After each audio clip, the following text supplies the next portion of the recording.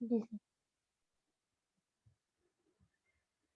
ओम कृष्णाय वासुदेवाय हरये परमात्मने प्रणतक्लेशनाशाय श्रीगोविन्दाय नमो नमः। गंगातरङ्गरमणीयजटाकलापं गौरी निरन्तरविभूषितवामभागं नारायणप्रियमनङ्गमदापहारं वाराणसीपुरपतिं भज विश्वनाथं। वाराणसीपुरपतिं भज विश्वनाथम्। अत्र भवतां समेतां स्वागतम वर्तते। कल हम लोगों ने तुदादि प्रकरण में ओवृष्टु छेदने इस धातु तक विचार किया। इसके बाद धातु है व्यच व्याजीकरणी। व्यच धातु अर्थ है व्याजीकरण। व्याजीकरण शब्द का अर्थ है छद्मकरणम। व्याजीकरणम नाम छद्मकरणम। छद्म से क्या मतलब? धोखा देना, ठगना। बात समझे कि नहीं? जैसे जिसको बोलते हैं ना, इस बहाने से वहां गया, इस बहाने से उनसे उनको लूट लिया। तो जो बहाना शब्द हम लोग एक ठगने शब्द में प्रयोग करते हैं, ठगने अर्थ में प्रयोग करते हैं, उसके लिए संस्कृत का शब्द क्या है? व्यच। उसी को ब्याजीकरण, छद्मकरण, उधर व्यच धातु का प्रयोग होता है, विचति। समझेगा नहीं? तो उसी यही रूप है इसमें व्यच का। तो इसमें ग्रहिज्या वही व्यधि विचति आता है उसमें, इसलिए विचति होने के कारण संप्रसारण हो जाता है। तो व्यच में जो य है उसको ई संप्रसारण हो जाता है। च में की संज्ञा है ही है, तो व्यच रहता है तो दादिव्य स होता है, ती होता है, और संप्रसारण करने के बाद विचति। विचति विचतः विचंति, विचसी विचथा विचतः, विचामी विचावह विचावह। फिर व्यच व्यच व्य व्यच लिट्यभ्यासस्य वहेसाम, अभ्यास को संप्रसारण कर दीजिए, बन जाएगा वि व्यच, और अत बधाया से वृद्धि कर दीजिए, विव्याच। समझे कि नहीं? विव्याच है ना, विविचतु, उधर दोनों में हो जाएगा उधर। समझे कि नहीं? विविचु इत्यादि। व्यचिता सेठ धातु है, व्यचिता व्यचिष्यति, ठीक है नहीं? व्यचिता व्यचिष्यति। विचतु लोट लकार में, विचतु विचतात विचताम विचंतु। अविचत लंग लकार में। फिर विचेत विधिलिंग, विचेत। आशीर्लिंग में विच्यात विच्यास्तम विच्यास, ठीक। और लुंग लकार में इसके दो रूप बनते हैं, एक है अव्याचित और एक है अव्यचित। यहां पर लिखा अतो हलादेर लघु इति सूत्रेण वृद्धि। जब वृद्धि हो गई तो अव्याचित, क्योंकि अव्यच ई स ई त इति करके सकार का लोप कर देना है और वृद्धि कर देनी, तो अव्याचित। ये विकल्प से होती है वृद्धि, जब नहीं होगी तो अव्यचित। अव्याचित अव्याचिष्टाम अव्याचिषु, अव्याची अव्याचिष्टम अव्याचिष्ट, अव्याचिसम अव्याचिस्व अव्याचिस्व। और उधर जब वृद्धि नहीं होगी तो अव्यचित अव्यचिष्टाम अव्यचिषु इत्यादि। और लिंग लकार में अव्यचिष्यत, अव्यचिष्यत। यहाँ पर आगे एक बात लिख रहे हैं, व्यचेह कुटादित्वम अनसि इति तू न इह प्रवर्तते। इस बात को समझिए। कह रहे हैं एक भाष्य का वार्तिक है। क्या वार्तिक है? व्यचेह कुटादित्वम अनसि। यहां तक ये भाष्य का वार्तिक है। इसको अलग से भी आप नोट कर लीजिएगा, कोने पे पता नहीं लगेगा क्या लिखा है, क्योंकि पढ़ने के बाद फिर सब ऐसे ही रख दोगे तो पता ही नहीं लगेगा क्या लिखा। तो ये भाष्य का वार्तिक है, समझ गए? व्यचेह कुटादित्वम अनसि, इसका तात्पर्य क्या है? अर्थात अनसि असभिन्न, असभिन्न प्रत्यय के रहने पर व्यच धातु को कुटादि गण में समझना चाहिए। पीछे एक सूत्र आया था, गांग कुटादिभ्यो यणिंकितः, है क्या नहीं? उसमें गांग धातु और कुटादि, कुटादि गण गिनाया था ऐसे करके। तो यदि ये धातु कुटादि में हो जाएगी, कौन धातु? व्यच धातु, तो कुटादि गण में पठित होने के कारण गांग कुटादिभ्यो यणिंकितः सूत्र के द्वारा प्रत्यय को क्या हो जाता है, गिद्वद भाव हो जाता है। तो गिद्वद भाव करने का फल क्या होता है, गुण वृद्धि का निषेध, गुण वृद्धि का निषेध। जैसे सिच प्रत्यय होगा, तो सिच प्रत्यय को यदि गित हो जाएगा, उसको मान के वृद्धि नहीं होगी तो हिला देर लगो से, अव्याचित इत्यादि रूप नहीं बनेंगे, समझे कि नहीं, क्योंकि गित हो जाएगा। तो उसी बात को स्पष्ट करना चाह रहे हैं कि अत्र माने अव्याचित अर्थात व्यच धातौ लुंग लकार इत्यादि घटते रूपे व्यचे कुटादित्वम अनसि इति भाष्य वार्तिकम न प्रवर्तते। ये भाष्य वार्तिक प्रवर्तित नहीं होता है। क्यों नहीं होता है भाई, तो कहा अनसी इति पर्युदासे न, पहले हमको देखना होगा ये जो निमित्त है अनसी, अनसी में नए समास है, इस नए समास का अर्थ क्या है, पर्युदास अर्थ है अथवा प्रसज्य प्रतिषेध अर्थ है। पर्युदास का मतलब क्या होता है, तत्व भिन्न तत्सदृश, जैसे कहा न ब्राह्मण इति अब्राह्मण, यदि ये बात कही, यहां पर यदि हम क्या माने, पर्युदास माने, तो इसका अर्थ क्या होता है, ब्राह्मण भिन्न और ब्राह्मण सदृश, ब्राह्मण से भिन्न भी होना चाहिए, ब्राह्मण के समान भी होना चाहिए। तात्पर्य ब्राह्मण भिन्न अर्थात ब्राह्मण से अतिरिक्त हो गए कौन, क्षत्रिय वैश्य शूद्र, और ब्राह्मण के सदृश।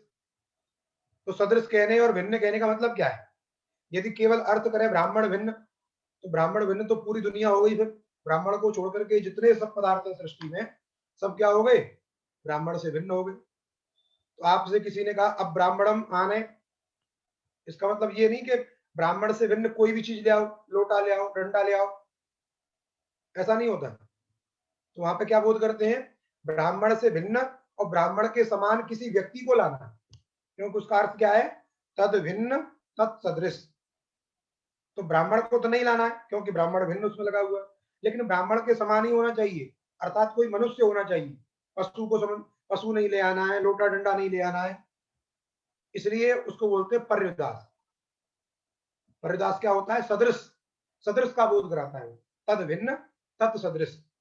तो ब्राह्मण भिन्न ब्राह्मण सदृश किसी क्षत्रिय वैश्य शूद्र इत्यादि का हम इत्यादि को ले आते अब ब्राह्मण माने। एक होता है प्रसज्य प्रतिषेध, प्रसज्य प्रतिषेध प्राय वही होता है जहां क्रिया के साथ में वो जुड़ता है, जैसे दुत्वम न स्यात् अनचिच, तो क्रिया के साथ में जब न जुड़ा रहता है, ये न हो ये न हो, और पर्युदास रहने पर समास भी नहीं होता है, दोनों पद अलग अलग रहते हैं, ये प्रसज्य प्रतिषेध रहने पर, तो ये अंतर भी है। तो यहाँ पे क्या है, पर्युदास, क्या है यहाँ पे, पर्युदास, और पर्युदास का मतलब क्या हुआ, तद भिन्न तत्सदृश। तो अनसी माने असभिन्न अससदृश, असभिन्न अससदृश, अस प्रत्यय से भिन्न होना चाहिए लेकिन अस प्रत्यय के समान भी होना चाहिए। तो कैसे समानता लेंगे और कैसे भिन्नता लेंगे, बोले अस की आन पूर्वी नहीं होनी चाहिए, लेकिन अस प्रत्यय कैसा है, कृत प्रत्यय है, कैसा है, कृत प्रत्यय, तो कृत प्रत्यय होना चाहिए, अर्थात असभिन्न कृत प्रत्यय के परे रहने पर। अनसी का अर्थ क्या हो जाएगा, असभिन्न कृत प्रत्यय के परे रहने पर व्यच धातु को कुटादिगण में मानना चाहिए। अब यहाँ पे कृत प्रत्यय तो पड़े है ही नहीं, तिंग प्रत्यय पड़े हैं, इसलिए यहाँ पर इस वार्तिक की प्रवृत्ति नहीं होती है, अतः गांग कुटादिभ्यो से गित्त न होकर के वृद्धि इत्यादि का निषेध नहीं होता। उसी को कह रहे हैं व्यचे कुटादित्वम अनसी इति तु नेह प्रवर्तते। क्यों, अनसी इति पर्युदासेन कृन मात्र विषयत्वात्, कृन माने कृत, कृत प्रत्यय जब आएंगे, जब कृत प्रत्ययों की चर्चा होगी और व्यच धातु से जब कृत प्रत्यय करेंगे तो वहां पर इस व्यच धातु को कुटादि गण में माना जाएगा, जिससे इसको गित्वत भाव होगा, और गित्त होने के कारण, प्रत्ययों में गित्वत भाव होने के कारण गुण वृद्धि नहीं होगी। बात समझ में आई, इसलिए कह दिया अनसीति पर्युदासेन कृन्मात्र विषयत्वात्।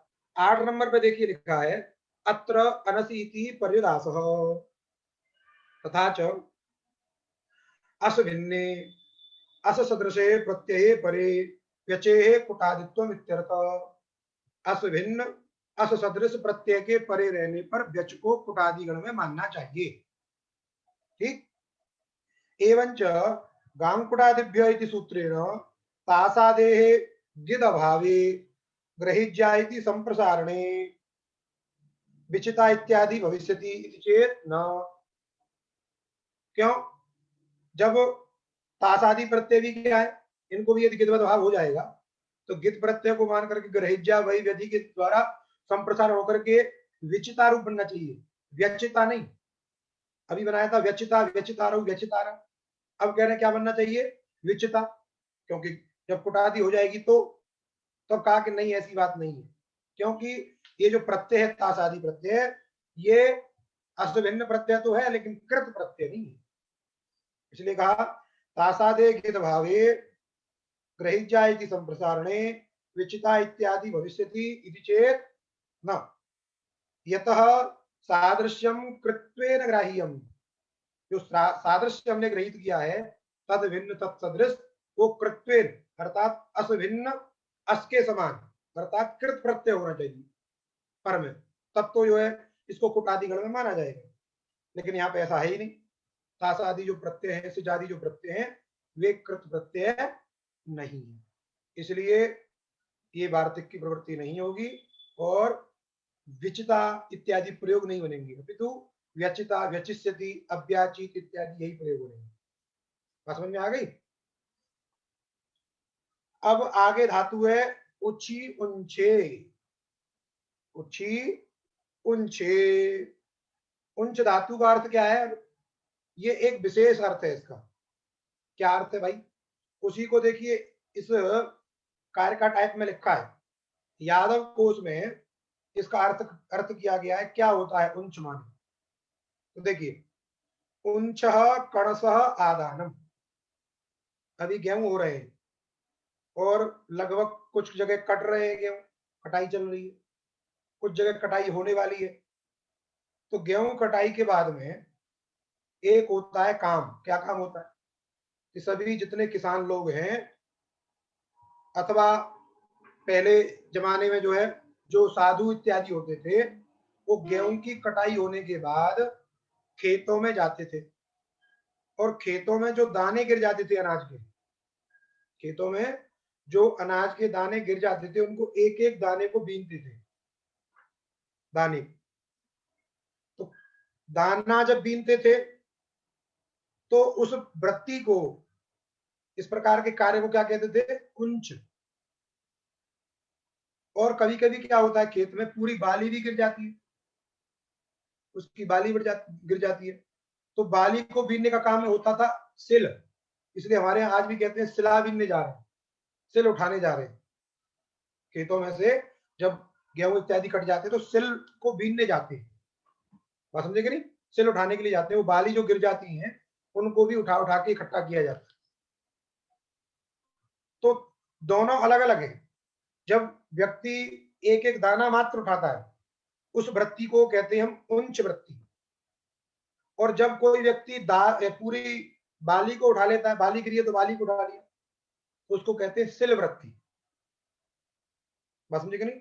तो पहले जो मुनिजन थे वो उंच वृत्ति से अपना जीवन यापन करते थे, और जो लोग ज्यादा कष्ट नहीं सह सकते थे वो सिल वृत्ति से करते थे। बात समझे कि नहीं? अब ऐसा नहीं था कि जो दाना बीनने जा रहे हैं तो बोले करे बड़ी बाली मिल गई है तो दाना क्या बीनना, इसी को डाल दो, चलो हटाओ। ऐसा नहीं, बाली को नहीं उठाते थे, फिर वो केवल दाना दाना दाना गिराए तो वही उठाएंगे। तो इसीलिए कहा उंच कणस आदानम, एक एक दाने को बीनना, उठाना, चुनना, ये उंच है। और कणसाद जर्जनम सिलम, कणस को कणस समेत उठा लेना। कणस माने सस्य मंजरी, माने बाली, जो बाली होती है ना, हमारे यहाँ बाल बोलते हैं। अभी आज रात को क्या करते हैं, वो बाली तोड़ के आगी पे भूनते हैं, और भूनने के बाद में सबको जो भी गांव में होते हैं थोड़ा थोड़ा, दो दो दाना, दो दो तीन तीन दाना देते हैं रात में, और सबसे राम राम श्याम श्याम होती है जब रात को होलिका दहन होता है। एक जगह गांव में होलिका दहन होगा, उसमें से सब आग लेके आएंगे, फिर अपने घर पे छोटी छोटी होली बनाई होती है वहां पे जला के उसमें बाली भूनते हैं और फिर पूरे गांव में जो है बांटने जाते हैं। बात समझे कि नहीं? तो ये होता है। तो यही है कणसात जर्जनम सिलम, जब बाली सहित बीन लिया जाता है, चुन लिया जाता है, उस वृत्ति का नाम होता है सिल। तो दो वृत्ति हो गई, उंच वृत्ति और सिल वृत्ति। उंच वृत्ति से जीवन यापन करने का मतलब खेतों में गिरे हुए जो अनाज के दाने हैं, उन दानों को बीन करके अपना जीवन यापन करना। कितनी मेहनत करते होंगे वो, एक एक दाना बीनते होंगे। है? सिल वाले तो फिर भी ठीक है, अरे बड़ी बड़ी बाली उठाइए, वो एक एक दाना बीन रहा है बेचारा। ठीक, तो इसलिए कहती है इति यादव, ऐसा यादव कोश में लिखा है। यादव कोश ने, वैजयंती कोशकार जो यादव हैं, उन्होंने कहा है कि ये इसका अर्थ है। तो रूप क्या बनते हैं इसके? उंचति। क्या बनता है?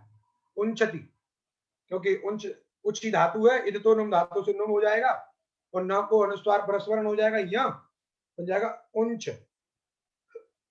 और लट लट सप्तिप करिए, सबको रोक करके सा हो जाएगा, तो उंचति, उंचता, उंचंती, उंचसी इत्यादि। अब ये धातु देखिए कैसी है, उंच बन गई। अब तो इजादी हो गई, गुरुमान हो गई, तो इजादेश गुरुतो निच्च, लिट लगा उंचान चकार। क्या रूप बनेगा उसका? उंचान चकार, उंचाम बभूव, उंचा भास। ठीक, उंचिता, उंचिष्यति, उंचतु, औंछत, लंग लकार में औंछत, उंचेत विधिलिंग में, फिर उंच्यात, उंच्यात, ना बोल करके यहाँ बोले उंच्यात, फिर औंचीत, लुंग लकार में औंचीत, फिर उधर जो है नृंग लकार में औंचिष्यत, औंचिष्यताम, औंचिष्यन इत्यादि। इस प्रकार इसके रूप बनेंगे, बन गए। इसके बाद धातु है रिच, गतीन्द्रिय प्रलय मूर्ति भावेशु। बात समझे कि नहीं? गति माने गमन, इंद्रिय प्रलय, इंद्रिय प्रलय माने इंद्रियों का बल का नष्ट हो जाना। इंद्रियां जब शिथिल हो जाती हैं, समझे कि नहीं, तो इंद्रिय प्रलय। और मूर्ति भाव, मूर्ति भाव का मतलब कठिन। मूर्ति क्या होती है? कठोर होती है कि नहीं होती है? मूर्ति भाव का मतलब हो गया कठिन हो जाना। जब कोई चीज, जैसे पानी है, पानी को फ्रीजर में रख दीजिए तो क्या हो जाता है? वो मूर्ति भाव को प्राप्त हो जाता है, वो बर्फ बन जाता है, कठिन हो गया। तो उसकी, ठीक है, तो बन गया। अब यहाँ पे धातु है रिच धातु, तो रिच्यति, तीन अर्थ बता दी। 10 नंबर पे लिखा है इंद्रिय प्रलय स्वाप, इंद्रियों का सो जाना, इंद्रियों का क्या हो जाना? सो जाना। और इंद्रियों का सो जाने का मतलब क्या है? इंद्रिय कब सोती? जब उनका बल नष्ट हो जाता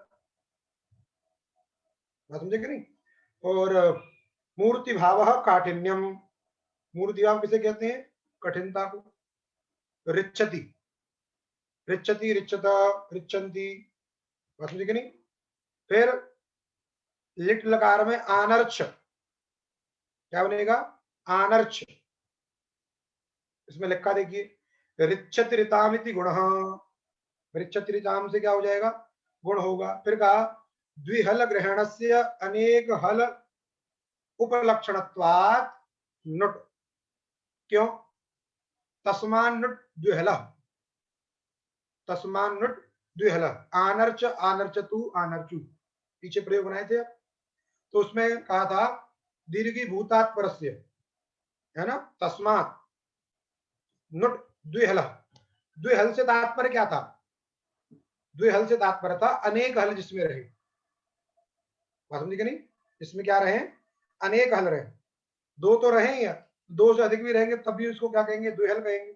इसलिए कहा द्विहल ग्रहणस्य अनेक हल उपलक्षणत्वा। द्विहल का तात्पर्य किससे है? वहां अनेक हल से, अर्थात एक से अतिरिक्त में तात्पर्य, एक हल नहीं होना चाहिए। धातु में देखिए कितने हल हैं? रिच में 2 हल है क्या? नहीं है क्या? नहीं, तो इसलिए यहां पर भी क्या हो जाएगा? नुट हो जाएगा, तो रूप बनेगा आपका आनर्च। 11 नंबर पे सूत्र का स्मरण करा दिया है, तस्मान नुट द्विहल इत्यत्रेति शेषः। अब देखिए क्या है यहाँ पे, ये ऋच धातु भी कैसी है, ये भी इजादी है। इच प्रत्याहार बोध्य वर्ण री आदि में है और गुरुमान है। कैसी है, गुरुमान है, क्योंकि संयोग के परे रहने पर क्या हो जाता है, गुरु हो जाता है। ठीक, तो कैसी हो गई, ये गुरुमान हो गई।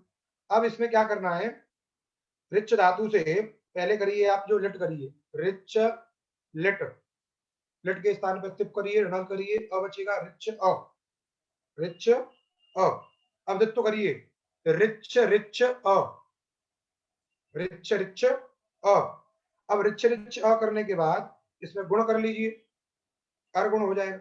री जो आगे है, री जो, और हलादि शेष कर दीजिए, तो च छ भी चले जाएंगे, रेफ भी चले जाएगा, केवल क्या बचेगा अ, रिच रिच अ। फिर अत आदे से अभ्यास को दीर्घ कर दीजिए, अभ्यास से अत आदि दीर्घ से क्या हो जाएगा, आ रिच अ, आ रिच अ। अब अ को मान करके रिच्यति ऋताम सूत्र के द्वारा धातु को गुण कर दीजिए, तो रिच में जो री है उसको गुण हो जाएगा, तो क्या बनेगा, आ आर छ, आ आर छ अ। अब लगा दीजिए तस्मान नुड द्विहल, तस्मान नुड द्विहल। अब चूंकि आर में र हो गया, फिर या है और तो च है और छ है, तो दो हल से अधिक है, तो दो हल से अधिक कैसे ग्रहण करेंगे, तब कहा कि द्विहल जो शब्द है वो अनेक हल का उपलक्षण है। इसका उपलक्षण है अनेक हल का, इसलिए तीन हल हो गए, तो तीनों को मान करके भी क्या हो जाएगा, नुटकागम हो जाएगा। तो धातु को नुटकागम होता है, तो टित्वात धातु के आदि में जाएगा, तो क्या होगा, आ नुट आर छ अ। नुट में उठ कर दीजिए, तो उठ की संज्ञा कर दीजिए, मिलाइए, आनर छ, क्या बनेगा, आनर छ। बात समझ में आई। रिच धातु से लिट टिप णल, रिच अ, धातु को दुत्व, रिच रिच अ, उरत कर दीजिए, तो अर छ रिच अ, हलादि शेष अ रिच अ, अतादे से अभ्यास को दीर्घ, आ रिच अ, रिच त्रिताम से धातु को गुण, आ अर छ अ, और तस्मान नुट द्विहला से धातु को नुट का आगम, वर्ण सम्मेलन बन जाएगा आनर छ, आनर छ, आनर छतु, आनर छु। समझे कि नहीं, इत्यादि रूप बन जाएंगे। इसके बाद रिच्यता, ये धातु से धातु है रिच्यता, ठीक, रिच्यता रिच्यता रिच्यस्यति, रिच्यस्यति रिच्यतु, आर्छत, पदांतात किम, आर्छत आया ना, रित्यकः, तो यही आर्छत रूप रिच्य धातु का रूप है, लंग लकार रिच्य धातु का रूप है, क्योंकि अजादी धातु है, आठ का आगम हो जाता है। आ रिच्य तो, और उधर क्या कर दीजिए, अब जो आ है वो पदांत है, समझेगा नहीं, उससे ये पदांत कह रहे, पदांत नहीं है, इसलिए तो कहा पदांतात किम, इसलिए पदांत से न होने के कारण प्रकृति भाव नहीं होता, हर्ष समुचित प्रकृति भाव न होकर के गुण हो जाता है, तो बन जाता है आर्छत, आर्छत आर्चिताम आर्चन। रिच्छेद विधिलिंग में, रिच्छेद रिच्छेताम रिच्छेयु, फिर जो है उधर बन जाएगा रिच्छ्यात, आशीर लिंग में रिच्छ्यात, और लुंगलकार में आर्छित और आर्चिष्यत, लिंग लकार में आर्चिष्यत आर्चिष्यताम आर्चिष्यन। फिर धातु है उज्ज उत्सर्गे, उज्ज धातु की शर्त में है उत्सर्ग, उत्सर्ग माने त्याग, छोड़ना, समझे कि नहीं, त्याग और छोड़ना। उज्जति क्या बनेगा, उज्जति, उज्जति, उज्जता, उज्जंती, उज्जसी, उज्जता, उज्जता इत्यादि। 12 नंबर पे लिखा है उत्सर्ग त्याग, समझे कि नहीं, तो बन गया उज्जति। फिर उधर भी ये भी इजादी है, गुरुमान है, उज्झान चकार, उज्झाम बभूव, उज्झामास, उज्जिता, उज्जिष्यति, उज्जतु, औज्झत, लंग लकार में औज्झत, उज्झेत, उज्ज्यात, बात समझे कि नहीं? औज्झीत लुंग लकार में औज्झीत, औज्जिष्टान, औज्जिसु, औज्झी, औज्जिष्टम, औज्जिष्ट इत्यादि। औज्जिष्यत लिंग लकार में औज्जिष्यत। ठीक, इसके बाद लुभ विमोहने, लुभ धातु है विमोहन, एक है मोहन एक है विमोहन, विशेष प्रकार से मोहना, विशेष प्रकार से मोहना जिसे हम बोलते हैं लोभ। लोभ में क्या होता है? मोह लेता है, विशेष रूप से लोभ आ जाता है। अरे लोभ आ गया, कोई अच्छी चीज दिख गई, लोभ आ रहा है, अरे ये चीज हमें मिल जाए, इस अरे भगवान इसके हाथ से गिर जाए ये चीज, ये हमें मिल जाए। है, कोई चीज लेके जा रहा हो, अच्छी आपको लग जाए, वो गाड़ी से जा रहा हो, आप कभी कभी मन में सोचते हैं हे भगवान इसके हाथ से ये चीज गिर जाए और हमें मिल जाए, हम लेके भाग जाएंगे इसके। तो ये क्या है? ये लोभ है। क्या ये? लोभ। समझे कि नहीं? मोह अलग है, मोह अलग चीज है, लोभ अलग चीज है। ठीक है कि नहीं? तो यहाँ पे बन जाता है लोभती, लोभती, लोभता, लोभंती, क्योंकि स प्रत्यय गित है, इसलिए गित होने का गुण नहीं हो रहा है, लोभती। ठीक, फिर लोभ, लोभ, लुलुभ, लुलोभ, क्या बन जाएगा उधर? लुलोभ, लुलुभतु, लुलुभु, लोभित, लुलुभतु, लुलुभ, लुलोभ, लुलुभिव, लुलुभिम। ठीक, लिट लकार में। और आगे लिखा लोभिता, लोभधा, 30 सह, लुभ, रुष, ऋषः, ये धातु है। ती इश, बात समझे कि नहीं? ती इच्छत्यादेः परस्य तादेः आर्धातुकस्य इड वा स्यात्। तो ती प्रत्यय ती और इस समझ कर 30, तो ती इस अलग अलग कर लेना है। नहीं देखो 30 माने क्या है? 30 माने यहाँ पे 30 संख्या नहीं है, ती माने ती प्रत्यय और इस धातु इच्छति, अर्थात ती माने तादी प्रत्यय। तादी कैसा? आर्धातुक, तादी आर्धातुक प्रत्यय के परे रहने पर, समझे कि नहीं, इडागम विकल्प से होता है। कौन किसको किसको? इच्छत, इच्छत्यादि, कौन कौन सी? इस, सह, लुभ, रुष, ऋष, इन धातुओं को। समझे? इस धातु, लुभ, सह धातु, लुभ धातु, रुष धातु, ऋष धातु, इनसे उत्तर यदि तादी आर धातु है तो उस तादी आर धातु को विकल्प से इडागम होता है। जैसे तास प्रत्यय है, तास आर धातु है, तो उस तास आर धातु को विकल्प से इट होगा। जब इट होगा तो लोभिता, लोभिता, लोभितारो, लोभितार। जब नहीं होगा तो लोभधा, भ को जो भ है उसको जस्त कर देगा, लोभधा, लोभधा, लोभधारो, लोभधार इत्यादि। लोभिष्यति, यहाँ नित्य ही होगा क्योंकि तादी आर धातु नहीं है, सादी आर धातु है। बात समझे कि नहीं? इसलिए बन जाएगा लोभिष्यति, लोभिष्यति इत्यादि। उधर जो है लुभतु, बन जाएगा लुभतु, लुभतु, लुभतात, लुभताम, लुभंतु, लुभ, लुभ, लुभतात, लुभतम, लुभता, लुभानी, लुभाव, लुभाम। अलुभत, लुभेत, लुभ्यात, लुभेत, लुभ्यात, अलोभीत, अलोभीत, अलोभिष्यत, अलोभीत, अलोभिष्टाम, अलोभिषु, अलोभी, अलोभिष्टम, अलोभिष्ट। इसी से बन जाता है लोभी। क्या बन जाएगा? लोभी। पहले बनाइए लोभ, और लोभ अस्य अस्ति असौ लोभी, जिसको लोभ है उसी को लोभी कहेंगे। दंडन की तरह, दंडी, दंडिनो, दंडना, लोभी, लोभिनो, लोभिना, ऐसे बन जाए। ठीक, इसके बाद धातु है त्रिप, त्रिम्प, तृप्तौ। त्रिप धातु और त्रिम्फ धातु तृप्ति अर्थ में। कहते हैं ना आज तो भोजन करके तृप्त हो गए, और शाम को फिर कहते हो अरे यार भूख लग रही है, ले आओ कुछ। तो मनुष्य कभी तृप्त हो ही नहीं सकता है। विचार करिए, ये पेट बना दिया, इस पेट बना देने के कारण ही सृष्टि चल रही है।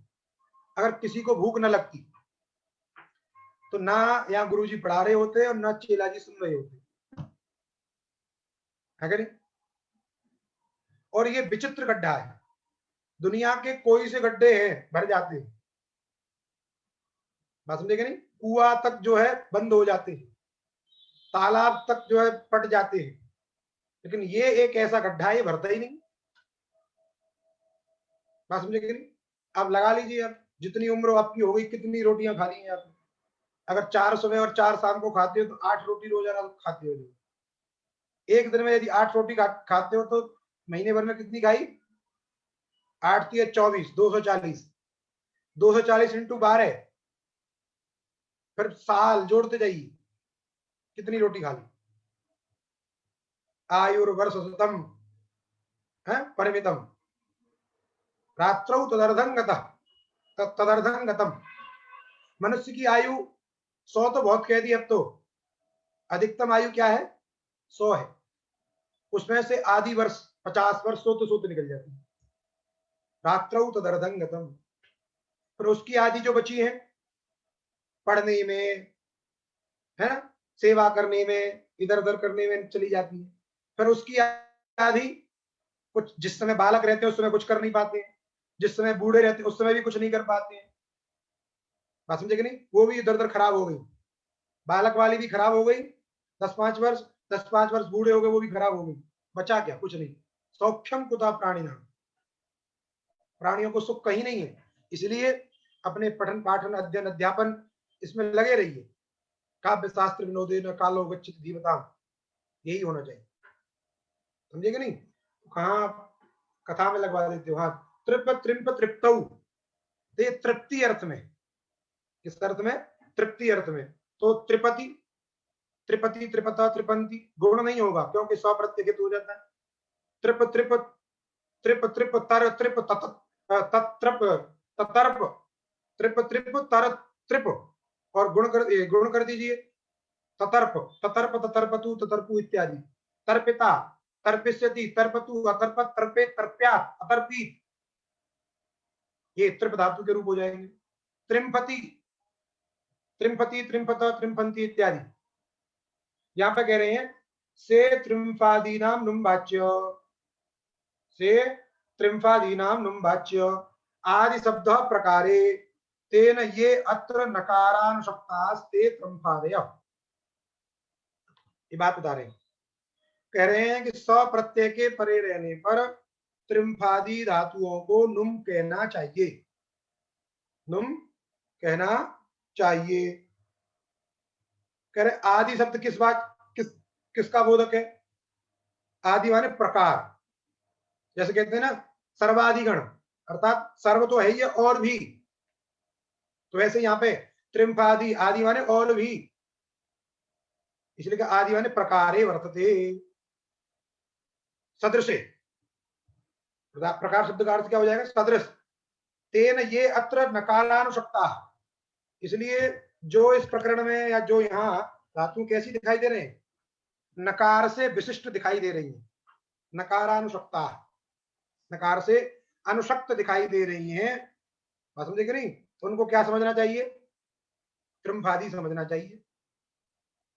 क्या समझना चाहिए? त्रिम्फादी। तो यहाँ पे तो केवल एक ही दिया है त्रिम्फ जो है, तो इसको त्रिम्फादी हम कह ही रहे हैं। नुम होकर के त्रिम्फति इत्यादि प्रयोग बन गया है। तत्त्रिम्फ, त्रिम्फ त्रिम्फ तत्त्रिम्फ। समझे कि नहीं? से त्रिम्फादी नाम नुम वाच्य, जहां जहां नकार सुनाई देगा वहां त्रिम्फ में हो गया, तकार के बरे तो त्रिम्फति। ठीक, फिर तत्त्रिम्फ, त्रिम्फ त्रिम्फ तर त्रिम्फ तत्त्रिम्फ। ठीक, उधर आगे जो बन जाएगा त्रिम्फिता, त्रिम्फिष्यति, त्रिम्फतु, अत्रिम्फत, त्रिम्फे, त्रिफ्यात, त्रिफ्यात, त्रिफ्यात में लोप हो जाएगा। अनदिताम अलौपदायक इंगिति, क्योंकि यासुट कित है, आशीर लिंग में यासुट कित होता है, तो कित कित परे रहने पर अनदिताम हलोपदायक इंगिति सूत्र के द्वारा नकार का लोप हो जाएगा। त्रिम्फ में यद्यपि आपको क्या सुनाई दे रहा है? म, लेकिन म क्या है? वो नकार ही है। क्योंकि कल भी हमने आपको स्मरण दिलाया था, अनुस्वारो जल पंचन धातुषु, एक श्लोक था आजादी में जो पढ़ रहे थे हम, क्या था?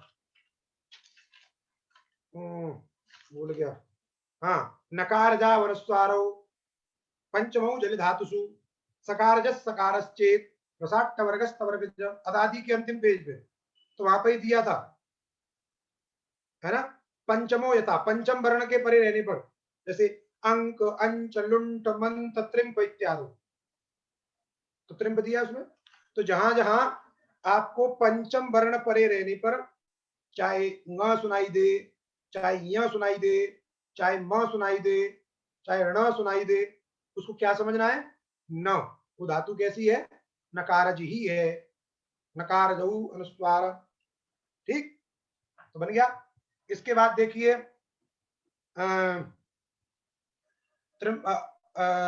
उधर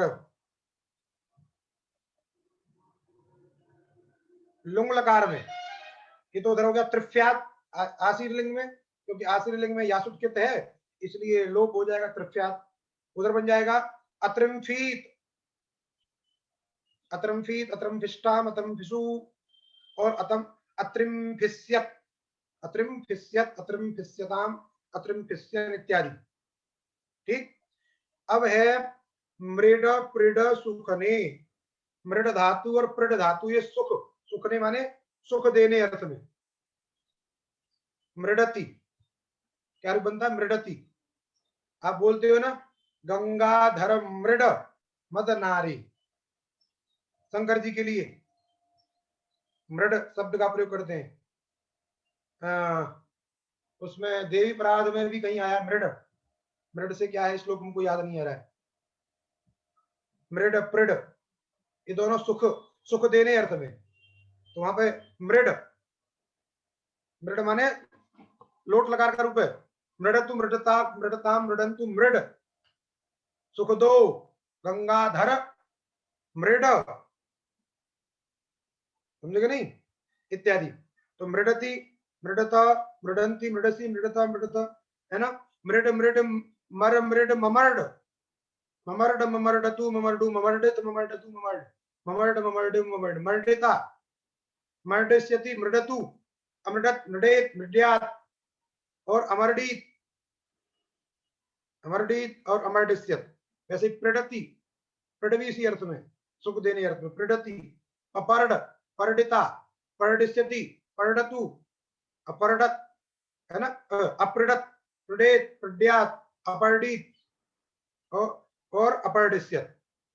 इसके बाद में सुनगतौ, सुन धातु किस अर्थ में, गति अर्थ में, सुनति,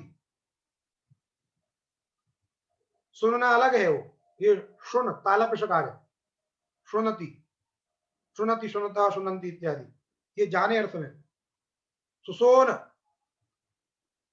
सुसोन, सुसुनतु, सुसुनु, समझे नहीं, सोनिता, सोनिष्यति, सुनतु, असुनत, सुनेत, सुन्यात, अशोनित, अशोनिष्यत, ठीक।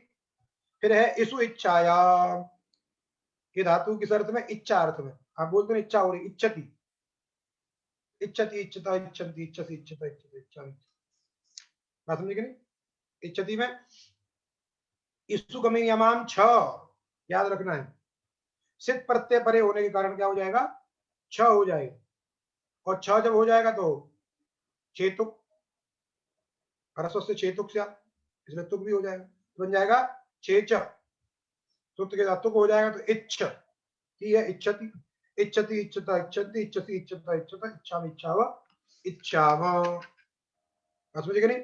अब बन जाएगा उधर जो है इस, इस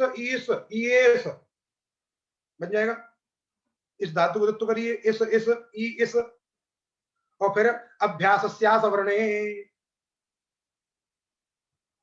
है ना, पहले गुण कर लेना, इस, इस, और धातु गुण कर लीजिए, ई एस अ, ई एस अ। अब लगाइए अभ्यासस्यास वर्ण, अभ्यासस्यास वर्णे, उससे ई अंग कर दीजिए, तो ई को हो जाएगा ई, तो ई एस अ मिला दीजिए, ई एस, ई एस, ईशतु, ईशतु में क्योंकि सब गित है उधर, ई रहेगा कि सवर्ण दीर्घ हो जाएगा, ईशतु, ईसु, ईसित यहाँ पे हो जाएगा, ईसित, ईसतु, ईस, ईएस ईसिव ईसिम, एसिता, एसिता में यही जो पीछे सूत्र पढ़ा है, ती इस सह लुब ऋष ऋष, विकल्प सेट हो गया तो एशिता गुण हो जाएगा, इसको ए को गुण हो गया, ई को ए, और इट है एसिता एसितारऊ एसितार एसितासी इत्यादि, नहीं तो एष्टा केवल गुण हो जाएगा। और इण से उत्तर मान करके जो स है उसको मूर्धन्य सकार हो जाएगा, बन जाएगा मूर्धन्य सकार पहले से भी है इसमें, एष्टा एष्टार इष्टुत्व कर देना केवल, तो आपको क्या कर देना, इष्टुत्व कर देना, तो बन जाएगा एष्टा एष्टा एष्टार एष्टार, एसिष्यति इच्छतु इच्छतु इच्छतात इच्छताम इच्छन्तु इच्छ इच्छतात इच्छतम इच्छत इच्छानि इच्छा इच्छा, बात समझे कि नहीं। फिर आगे बन जाएगा ऐच्छत, सह स ऐच्छत एको हम बहुश्याम प्रजायेय, परमात्मा ने इच्छा की, जब जगत की सृष्टि करनी थी उसकी इच्छा हुई, स ऐच्छत समाने परमात्मा, ऐच्छत इच्छा किया, क्या इच्छा किया, एको हम बहुश्याम प्रजायेय, मैं एक हूं जानी, लेकिन क्या हो जाऊं, बहुत हो करके पैदा हो जाऊं, तो हम सब लोग पैदा हो गए, भगवान ने इच्छा की एको हम बहुश्याम प्रजायेय, तो हम लोग हो गए। जब उसकी इच्छा हो जाएगी, सर्वे म्रियेरन, जाओ निकल लो, छुट्टी हो गई, उस जब सबको समेट लेगा तो हम सब लोग निकल लेंगे, है क्या नहीं। तो हम लोग एक पिक्चर के पार्ट है, जैसे फिल्म चलती है, कोई 2 घंटे की फिल्म है, कोई 2.5 घंटे की फिल्म है, हम लोगों की 60-70 वर्ष की फिल्म है, किसी की 100 वर्ष की फिल्म है, और सब अपनी अपनी फिल्म के जो है किरदार निभा रहे हैं, जिसको जो किरदार मिल जाए, कभी कुछ बन जाता है, कभी कुछ बन जाता है। क्या है दुनिया, क्या है, फिल्म ही तो है, कभी सुख है कभी दुख है, स्थिर नहीं, निश्चित है खत्म होना है, 2 घंटे बाद नहीं, 2 साल बाद सही, 20 साल बाद, 200 साल बाद होना है। इसलिए अपने किरदार को ऐसे निभाइए जैसे आपको दादा साहब फाल्के पुरस्कार मिले।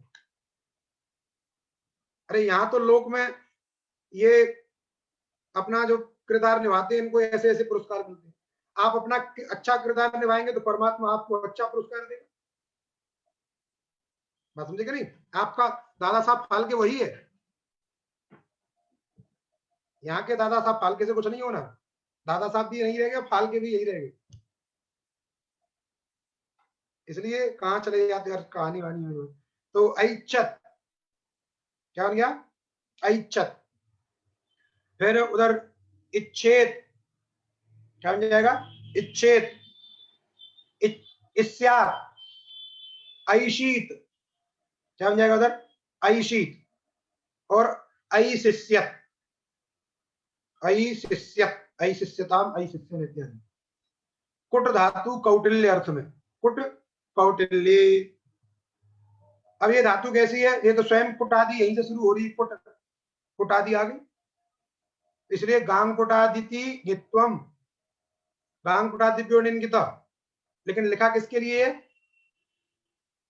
ये आगे चुकुट के लिए, पहले तो यहाँ पे कुटिता क्या बन जाएगा रूप, कुटिता, कुटिता कुटितारो कुटितारा, कुटति कुटता कुटंती कुटसी कुटता कुटिता कुटामी कुटाव कुटाम, कुट कुट कुकुट कोष्टु चुकुट, और गुण कर दी चुकोट, क्या बन जाएगा, चुकोट चुकुटतु, चुकोट चुकुटतु चुकुटु, चुकुटित, ये थल प्रत्यय है, ईणिन कांगुटादिभ्यो ईणिन से गित हो गया, इसलिए क्या हो जाएगा, गुण इत्यादि कुछ नहीं हो रहा है, चुकुटित है कि नहीं, चुकुटित चुकुटतु चुकुट, चुकोट चुकुट, जब ढल हो गया तो गुण हो जाएगा, चुकोट, ईणिन जब नहीं होगा तो गुण होगा, क्योंकि ऋणित होगा तो गित हो जाएगा तो गुण नहीं होगा, और जब ऋणित्व नहीं होगा ढलोत्तम होगा तो उस समय गुण हो जाएगा, जिस समय ऋणित होगा उस समय गुण नहीं होगा, क्योंकि ऋणित प्रत्यय क्या होता है, गित हो जाता है, ऋणिन गित, हित ऋणित गित, और जब नहीं होगा अणित तब गुण हो जाएगा। तो इसलिए चुकोट चुकुट। 2 नंबर पे क्या लिखा है? णलोत्तमोवाइति णित विकल्प, णित विकल्प हो गया, समझे नहीं? फिर चुकुटे चुकुटे, चुकोट चुकुट चुकुटे चुकुटे। फिर कुटिता, कुटिता कुटितारो कुटितारा कुटितासी कुटितास्प इत्यादि। कुटिष्यति है क्या नहीं? कुटतु, कुटतु कुटतात कुटताम कुट। और एक होता है कूट, एक होता है कुट, एक होता है कूट। और कूट शब्द का एक और अर्थ होता है, एक तो कूट माने कूटना मारना है नहीं, एक कूट माने होता है समूह, कूट माने समूह। जैसे चित्रकूट, ताम्रकूट, है ना? वहां पे लिखा है ना एक श्लोक, रजताद्रकूटम क्या है, सुवर्णकूटम रजताद्रकूटम श्री चित्रकूटम शरणम प्रपद्ये। तमाम कूट कूट लिखे। कूट माने समूह समुदाय, कूट माने पर्वत, चित्रकूट, सुवर्णकूट, रजतकूट, ताम्रकूट, सब कूट कूट है हम, ठीक। फिर कुट्यात, कुट्यात अकुटीत अकुटिस्य। कुट संश्लेषणे, संश्लेषण माने मिलाना, आलिंगन करना। जैसे आपने सुना होगा पुट, पुट माने दोना, है ना? बटस्य पत्रस्य पुटे शयानम, बटस्य पत्रस्य पुटे, पुटे शयानम बालम मुकुंदम मनसा। तो पुट माने दोना। देखिए पत्ता जो है, उस पत्ते को ऐसे मोड़ मोड़ के उसमें और क्लिप लगा लगा के, बांस की क्लिप लगा के उसको जोड़ते हैं, तो पत्ता आपस में क्या होता है, मिलता है कि नहीं मिलता है, संश्लेषण होता है इसमें, इसलिए उसका नाम है पुट। ऐसे हम दोनों हाथ हैं, इसको कर लेते पुट, ये भी जुड़ गए। पुट माने जुड़ना, बात समझे कि नहीं? और हमारे यहाँ एक लोक में शब्द चलता है पोट लेना। पोट लेना माने किसी को, जैसे छोटे बालक होते हैं, बच्चे होते हैं, तो हम क्या करते थे, जैसे हमारा छोटा भाई था, अब तो खैर नहीं, तो उसको कोई चीज मिल गई, हमें अच्छी लग रही है, उसको अरे ये बहुत बेकार है, इसको इधर दे दे, ऐसे करके उससे ले लेते थे। तो पोट लेना माने उससे ले लेना, जो है पागल बना के उसको, उसके बाद बेकार है इसको फेंक, तो उससे फेंकवाए तो खुद ले लेते जो, ये होता है पोट लेना। उससे अंदर से जुड़ जाते थे हम, संश्लेषण। तो पुटति, तो पुट संश्लेषण बन गया ना। 3 नंबर पे क्या लिखा है? संश्लेषणम पदार्थ द्वय मेलनम, दो पदार्थों का जो मेलन है उसी को बोलते पुटति। पुटति पुटता पुटंती पुटसी पुटता, है ना? पुट पुट पुपुट पुपोट, पुपोट पुटिता पुटिष्यति, पुटतु अपुटत पुटेत पुट्यात अपुटीत और अपुटिष्यत, ठीक। इसके बाद स्फुट विकसने, विकसन माने विकास। जैसे फूल खिल गया, विकसित हो गया, स्फुटित हो गया। इसी से स्फुट धातु से ही स्फोटः, स्फुटति अर्थो अस्मात् अतः स्फोटः, जिससे अर्थ विकसित हो जाए उसको स्फोट कहते हैं। मध्यमायाम कृतो नाद स्फोट व्यंजक उच्यते। जब यहां से जब वाणी निकलती है, तो यहां से जो एक विशेष वस्तु है उससे हमको अर्थ का बोध होता है, ये नाद यहाँ पे हम बोलते हैं, उसी को स्फोट शब्द से हम कहा जाता है। जो अर्थ बोध हो रहा है, हम जो बोल रहे हैं, आपकी समझ में जो चीज आ रही है वो स्फोट के द्वारा ही आ रही है, स्फोट व्यंजक, बात समझेगा नहीं? तो स्फुट धातु विकसन अर्थ में, विकसन माने विकास, फैलना, है ना? तो स्फुटति, जैसे पुष्प स्फुटति, स्फुटति स्फुटता स्फुटंती, स्फुट स्फुट पस्फुट, स्फुट स्फुट पस्फुट पुष्पोट, पुष्पोट पुष्पटतु पुष्पटु इत्यादि। स्फुटिता स्फुटिष्यति, स्फुटतु अस्फुटत स्फुटेत स्फुट्यात और अस्फुटित और अस्फुटिष्यत, ये स्फुट के रूप हो जाएंगे। इसके बाद स्फुर स्फुल संचलने, स्फुर धातु और स्फुल धातु इनका अर्थ है संचलन, सम्यक रूप से चलना फिरना, समझ गए नहीं, हिलना, स्पंदित होना, क्रियाशील होना, ये सब इसके अर्थ। स्फुर स्फुर, जैसे स्फुरति, उसी से बनता है स्फूर्ति। ऐसे पढ़े थे मरे हुए से, और कहा कि 1000 रुपये मिलेंगे, जग जाओ, तुरंत जग गए, तो क्या आ गई, स्फूर्ति आ गई, है क्या नहीं। तो यही स्फुर माने संचलन, जो निश्चेष्ट व्यक्ति था उसके अंदर अचानक चेष्टा आ गई, इसी से स्फूर्ति है ना। तो स्फुरति स्फुलति, केवल र और ल का अंतर है और कुछ नहीं है। स्फुरति स्फुलति, पुष्फोर, स्फुर स्फुर पुष्फुर, समझे नहीं, बन जाएगा। यहाँ पे पुष्फुर कैसे हो जाएगा, सरपूर्वा खय, याद रखना, ऐसे पीछे भी स्फुट में भी, पुष्फोट में, तो बन जाएगा पुष्फोर, स्फुटिता, स्फुट, क्या करें, स्फुलिष्यति स्फुरिष्यति, बात समझेगा नहीं। और स्फुरतु, अस्फुरत, सुरेत, सुर्यात, और अस्फुरित, और अस्फुरिष्यत, और इसमें जब ला जोड़ दोगे तो स्फुल के हो जाएंगे। अब सूत्र है एक, स्फुरति स्फुलत्योर निर्निविभ्यः, निर्निविभ्यः परस्य,